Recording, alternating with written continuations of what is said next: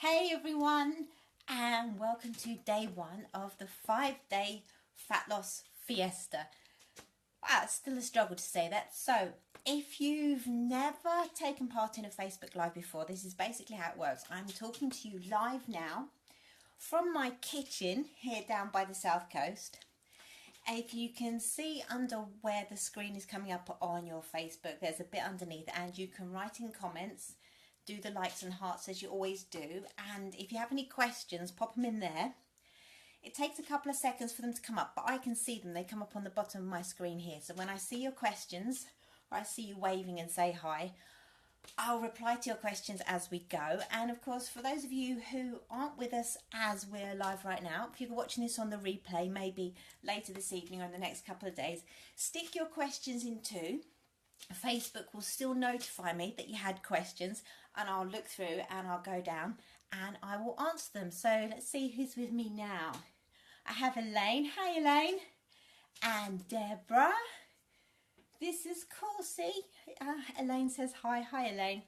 So a 5-day fat loss fiesta. What I'm hoping to do over the next 5 days is pick 5 different topics on fat loss, but when we put those 5 topics together, it's going to give us what I'd like to call my ultimate fat loss strategy. So I'm going to explain to you the method and the ideas behind my approach to fat loss that I use in all of my programs, because if we know and understand how stuff works, it then becomes mega easy to apply. It becomes really easy. Once you know what you're doing, things become simple, and you can basically go ahead and tune up your own stuff and get yourself going. Who else is here that I need to say hi to? Katie. Hi, Katie. And Samantha. Hi, Samantha. So this evening, please excuse me looking a little bit worse for wear. I literally just got back from my boxing club. I've run in the door, done this with my hair. I'm checked with no smudges on my makeup, and I'm right here in my kitchen. So you can't smell me, but I might be looking not as glamorous as I normally do for these things. So thank you for bearing with me. Now, this evening's topic, the main one I want to talk about, is the difference between weight loss and fat loss, because this is a really important one for the results that you're going to get. And also I want to touch on briefly why you shouldn't have a negative mindset towards yourself, how you feel and how you look, even if you want to make changes. So I'm going to start with that one. Who else has popped in here? Oh no, Katie, you saying I look awesome. Thank you so much, hun. That's really funny. I'm going to go and tell my other half once I finish this that I look awesome and he can't say anything. Everything's cool. So first of all, let's start off with why you shouldn't feel bad even if you want to get yourself more into shape. Because I know at this time of year we've all come back from our holidays, and unlike January when we have a big kickstart, when we do our September kind of comeback, it's not because we feel we've got Christmas waiting. We just kind of sneakily know it's there in the back of our heads. We've been wandering around in a lot less clothing, and there tends to be photographic evidence as well. So when we come to make our starts in September, we can all be feeling a bit and we're going around pulling bits of ourselves, and we're staring at photos, and we're comparing the photo, and we're swiping back, and we make all kinds of crazy things, and we feel bad about ourselves. We spend a lot of time looking at ourselves, thinking nasty thoughts, you know, grabbing bits and going, ugh. And, you know, we go in front of the mirror and we pose in a way that makes ourselves look even worse. And this is really not necessary. And it's also going to sabotage you. If you're not feeling good, you're not going to feel capable and able. So if you want to make changes, you're going to feel like you can't manage them. However, it is possible to look at the idea of getting in shape and getting fit and getting toned and so on from a positive point of view, because the very idea that you want to do it and that you could do it and that you feel your body could be different is a really positive thing. It's really cool to look at yourself and think, I could be this, and I've chosen this idea of myself, and I'm going to head for it, and I'm going to make plans, and I'm going to do it. It's all about seeing the potential of what you could be, and this is a positive and lovely thing. It's a kind of a creative thing. So stop looking in the mirror, stop looking at holiday photos. If you have an idea about how you want to better yourself, the same as any other place in life where you want to better yourself. This is a positive thing. This isn't a bad thing. When we talk about looking after ourselves and setting goals, we're very heavily onto feeling positive if it's anything to do with the mind or the spirit. But when it comes to the body, we can really start to drag ourselves down. So I think it's really important. And the first thing I want to say before we launch into this challenge, because I don't want anyone carrying any bad feelings with them over the next 5 days, is that I want you to feel really cool, really good about being here, and really excited about what you could do if you made a few changes and what your results are going to be. I want you to feel up. I want you to feel good. I want you to feel like the future is bright. Let me check out. Wow, who's here? I got Rosie and I've got my Bobby. How are you, Bobby? Are you good, hun? So now that hopefully I've pepped you up a bit, or at least I've forbidden you from grabbing bits of squidge and looking at the particular photos of yourself that you don't like, because believe me, even if you got the body of your dreams, you are still going to get photos of yourself you don't like. It's like my other half. He cannot take a nice photo of me. We'll go for a day out and he's taking all kinds of pictures. And I mean, I don't look awesome right now, although Katie thinks I do. But in all pictures, I still look like, And that's not even my facial expression. So stop looking at things about yourself that you don't like and look at the ones that you do like. In fact, I'd say right now, if you've got any picture of yourself on your phone that you don't like, I want you to delete them as soon as this video is over.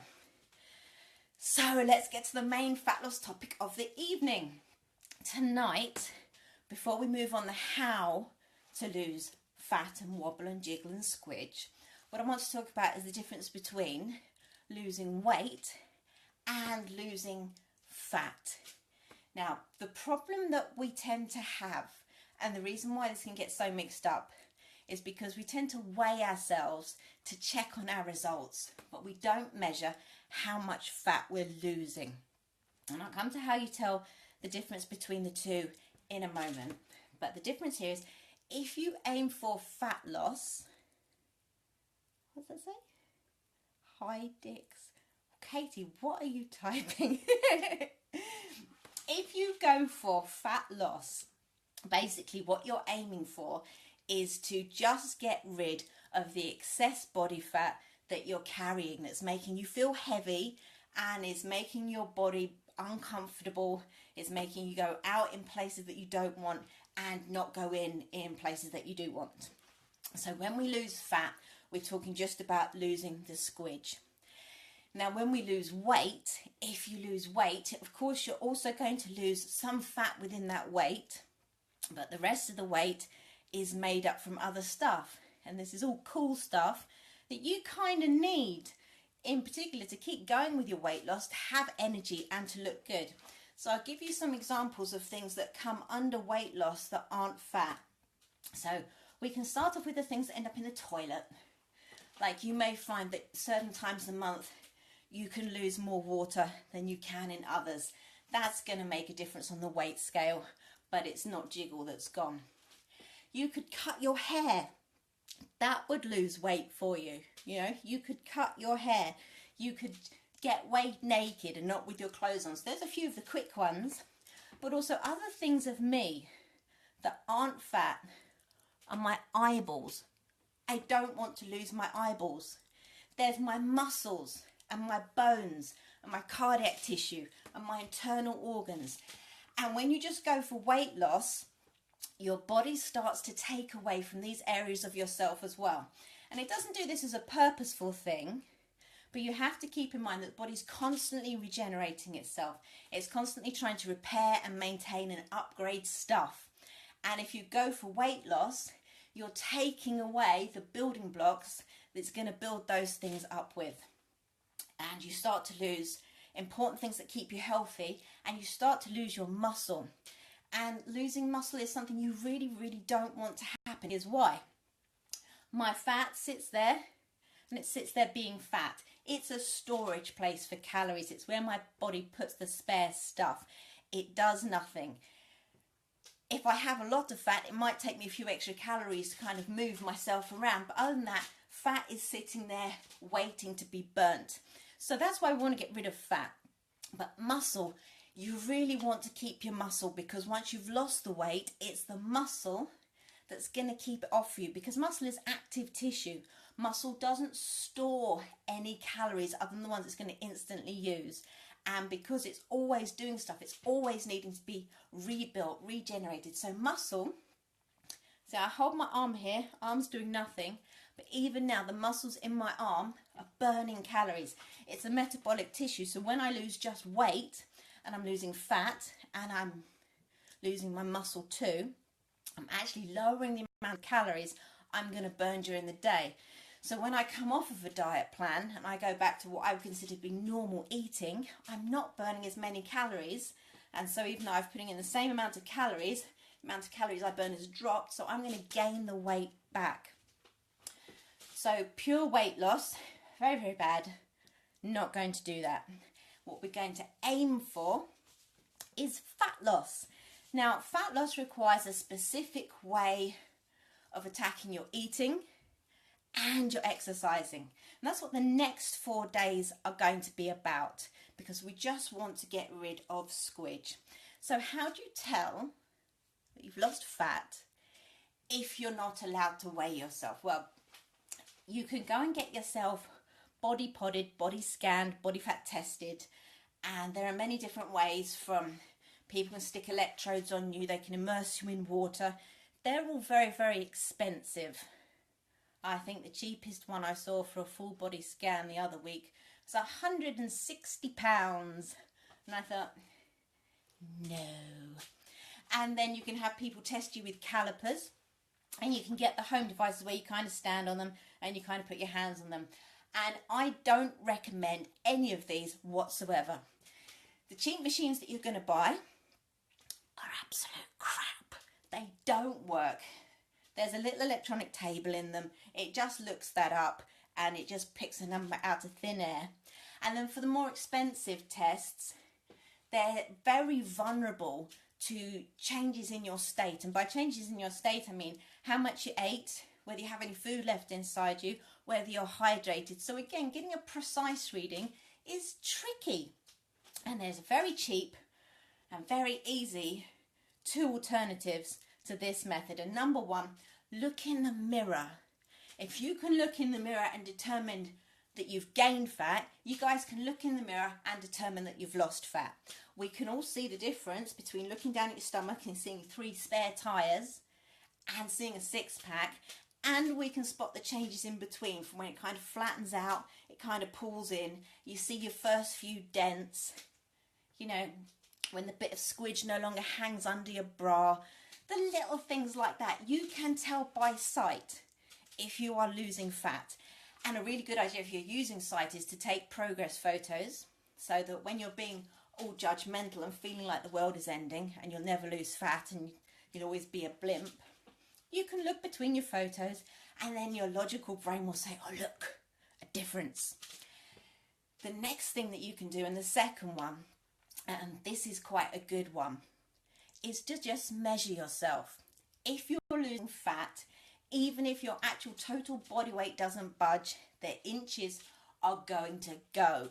So whether it's just a case of the fact you have an article of clothing that's a smaller dress size, or if you're pretty good with a tape measure and you can be exact as to where you measured yourself each time you go to do it, if your inches are dropping, you are losing fat.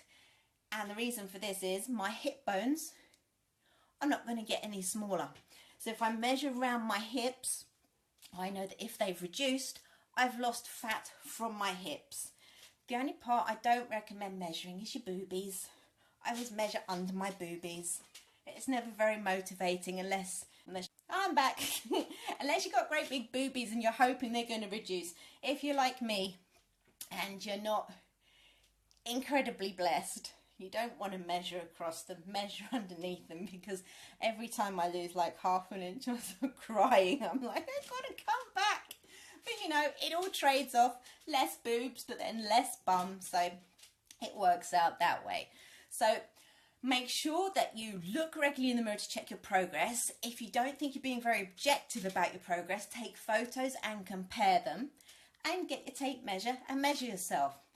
And you can do this between every 2 to 6 weeks. If you do it every 2 weeks, Sometimes you'll see a difference, sometimes you won't, so be prepared for that. If you do it every 4 to 6 weeks and there's no difference, you're doing something wrong and you need to come and have a chat. So the reason why we lose fat is because everything else in you, your body needs. And part of the things that your body needs are the things that are going to help you keep the fat off once you've reached your goal weight. We don't use scales to measure our progress because they're evil, and you can hold your breath, the number will be different. You can stand on one leg, the number will be different. You can shift them on the floor, the number will be different. Throw your scales away. I have a general rule. If I get the feeling that I need to weigh myself, I already know the answer. I don't need to then look at the scale to determine whether I've got heavier than I want to be or lighter. I know it. I'm just going to get on the scale to punish myself. So scales go away and we measure and we look. And the good thing about looking is that once you see what you like, you know that you're there. Because you can always get your weight down and look at yourself and still think, oh, that's not cool. That's not cool. So hopefully I've changed your mind about what you want to aim for. Although I know a lot of people already kind of, in my lovely gang here, already know my feelings on fat loss as opposed to weight loss. So over the next 4 nights, I'm going to be talking about how you trigger fat loss in your body. Because fat loss itself, there's just one method that your body has to do it. And for all the slimming pills, the potions, the exist on shake diets, the eat this much food a day kind of thing, that's all crazy stuff. It's all crazy. There is nothing good in any of it. I'm going to go over the 4 steps really briefly now. Number 1, you eat to make sure you do not switch on your fat storing hormones, and if you don't switch them on, you are permanently in fat burning mode. And it's a really simple tweak to your diet. Number 2, make sure that your liver is clean. Your liver is where your body burns off the fat that's coming out of the fat stores. So we clean up the liver by cleaning the diet. No yucky stuff coming in, so your liver's not busy when it comes to burning fat. Number 3, we eat to burn fat. Certain foods will raise your metabolism. We're going to eat them. High metabolism, low fat. This is cool. And number 4, the icing on the cake, we do workouts that burn fat really quickly and don't raise up any of the hormones that give you the kind of funny stubborn fat, like a belly that won't go away or a really slim everything except hips that seem to be the size of a planet. So that's the 4 steps. Sort out your fat storing hormones, make sure your liver, your fat burning machine is functioning, eat to raise the amount of calories you burn during the day, and exercise to efficiently burn fat without upsetting anything else in your body. Alright, I can see there's been some typing going on. So I'm going to have a quick looky down here. Let's see, that's where I was. Katie. Oh, your friends joined the group. Hey, Dix. I thought Katie was typing something weird there. It was all random, but now it makes sense. Elaine, which Tanita scales have you got, hun? Are they like the stand on with things to grab, or are they ones that are like normal weighing scales? You just stand on them. If they're the ones that you just stand on, I had them for a while and they absolutely broke my heart. I was doing really well. I could see in the mirror, I could see the inches. Everyone was going, wow, you look amazing. I stood on the Tanita scales. They told me I gained 5%. They're evil. I don't recommend them. If you like them, do keep them. But if it was me, eBay, off they go. Da, da, da, da. Ah, Tanya's here. Let me say hi to Tanya. Fiona, how are you, hun? Elaine, they've got the handles. If they have the handles, Elaine, do they have the foot bit as well? If your body fat scales have the handles and the foot bit, they're slightly better than just the handheld or just the stand-on ones. But I'll give you this caveat. If you're working really hard, Elaine, and you know that you've been on it, and you know that you're doing good, and you haven't done anything bad, and you can see all the signs of fat loss, and you get on the body fat scales, and they tell you that you're failing, they're lying to you. If they tell you that you're doing fantastically well, use them as a way to make yourself go happy. But other than that, if they ever tell you it's going the wrong way, and you know you've been good, ignore them. Da, da, da, da. Okay, does anyone else have any more questions? Katie, what size weights can I go for? Dumbbells. Katie, honey, you are strong. But I'm going to say this for all the ladies out there. You know, you see those little sets of dumbbells and they're multicolored, and there's normally at least one set in there that's pink. And sometimes they go from 0.5 kilos to 1.5, and the case they come in is heavier than the dumbbells. Or if the people that make them were being really generous and thought us ladies could get so strong, they go up to 5 kilos. These are appalling rubbish. Your handbag weighs more than that. When you carry your shopping out of Sainsbury's, it weighs more than that. You have to lift a significant amount of weight. So I'm going to give you guys a guideline here. Your legs are your strongest part. They're going to lift the biggest weights. So whatever weight set you have, and you can get dumbbell sets that go up to 15 kilos for home use just from Argos, sometimes from Tesco's online. The biggest weight you can pick up is the one you want to use for your legs. Exercises for the front of your torso and the back of your torso. That's the middle weight, so probably a little bit less than your legs, but still up. And then a medium weight for your little bits like your biceps, your triceps, and your shoulders. But girls, nobody should be lifting less than 5k for any exercise. If you have those little dumbbells, they are door stops. Or do what I sometimes do when I'm desperate and sellotape them together and just make one massive dumbbell. So I hope that answers your question, Katie. And just as a side, when we were doing PT, I made you at least do stuff with 2 6 kilos. So you should be on at least 12.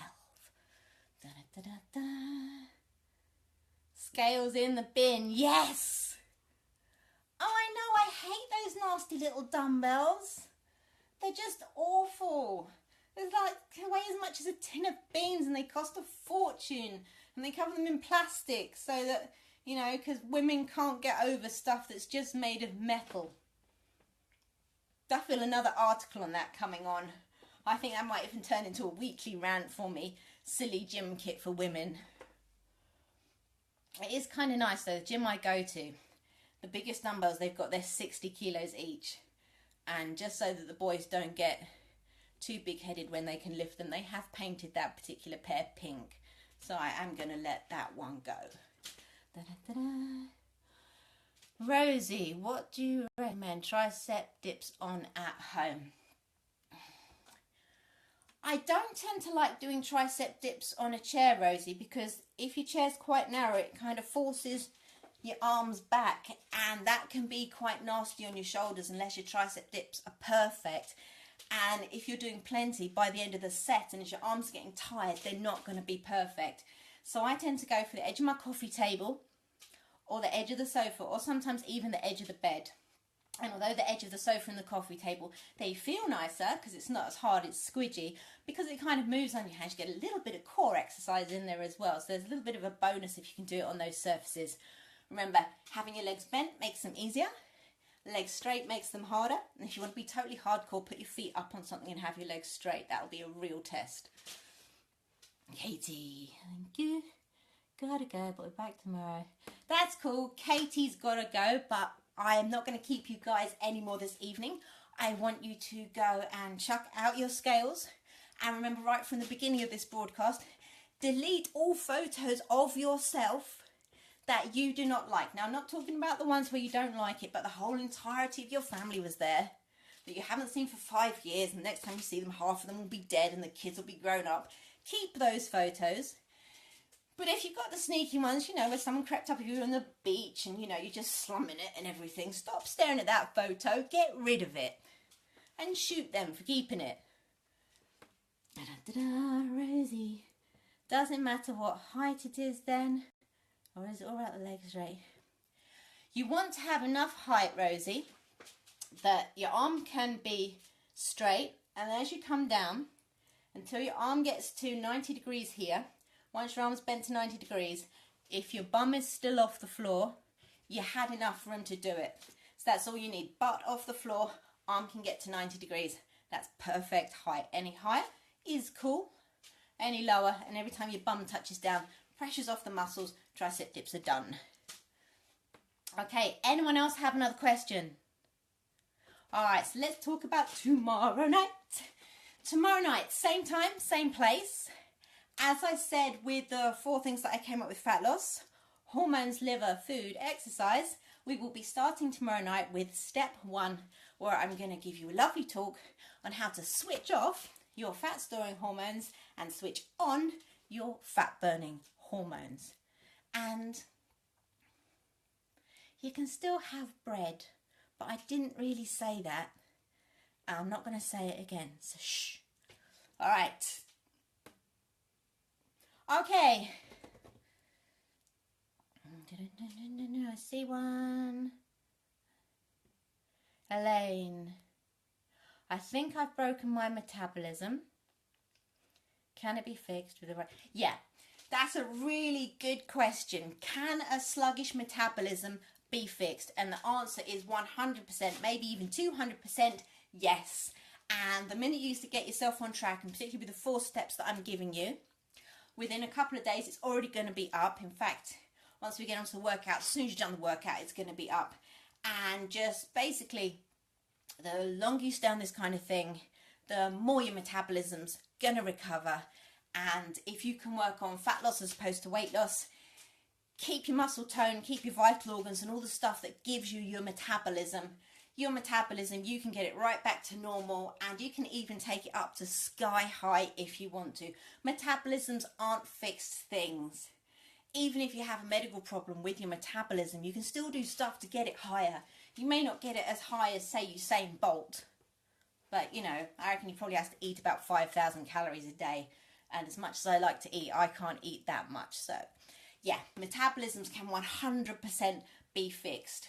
And I think that's going to be day 3. So, make sure you're here on day 3. Is going to be Saturday, Elaine. If you're particularly interested in metabolism, that's when I'm going to have one of my wonderful waffles on that subject. Let me have a quick check.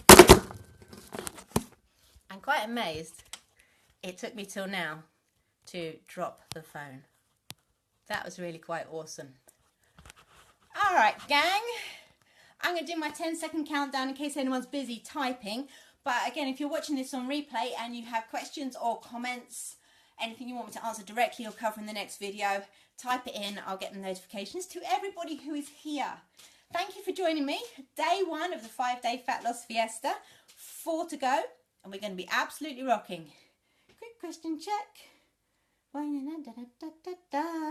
Okay, 10, 9, 8, 7, 6, 5, 4, 3, 2, 1. All right, I'm pushing the stop button, ladies. Good night, and I will see you.